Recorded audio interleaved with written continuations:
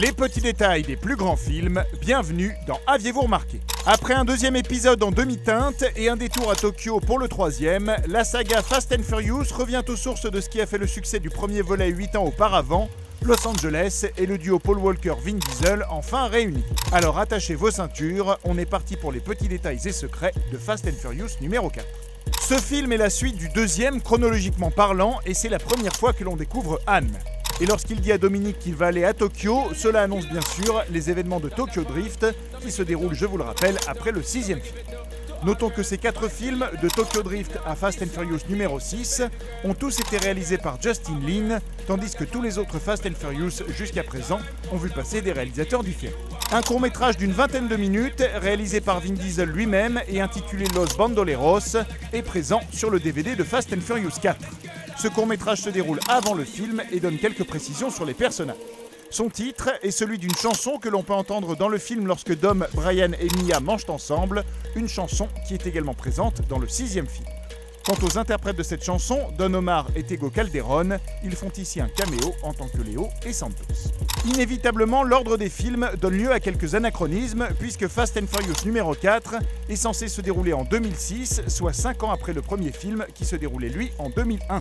Pourtant, Brian conduit ici une Nissan R35 GTR de 2008 et une Subaru STI de 2009. Bon, on vous l'accorde, c'est vraiment pour les puristes. Et si la timeline ne nous a pas encore perdus, allons voir du côté des titres où c'est là aussi compliqué.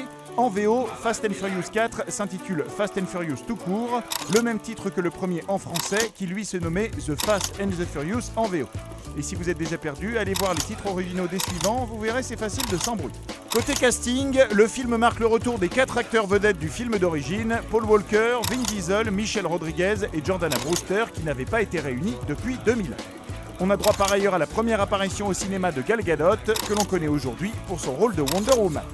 La jeune femme n'est pas la seule du casting à avoir joué un super-héros par la suite, puisque Vin Diesel donnera sa voix à Groot dans Les Gardiens de la Galaxie.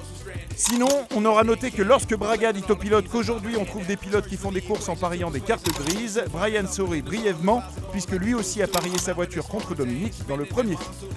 Et en parlant de voiture, la Camaro F-Bomb utilisée à la fin du film est une réplique de la voiture de David Freiberger, l'éditeur en chef de Hot Rod Magazine.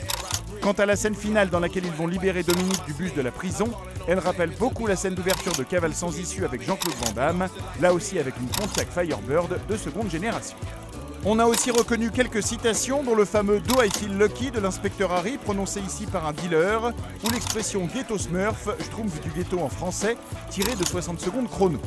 Enfin, quand Dominique visite la tombe de Letty, on peut lire que son nom complet est Laetitia Ortiz, ce qui est également le nom de la princesse d'Espagne avant qu'elle n'épouse le prince Felipe et ne devienne reine en 2014.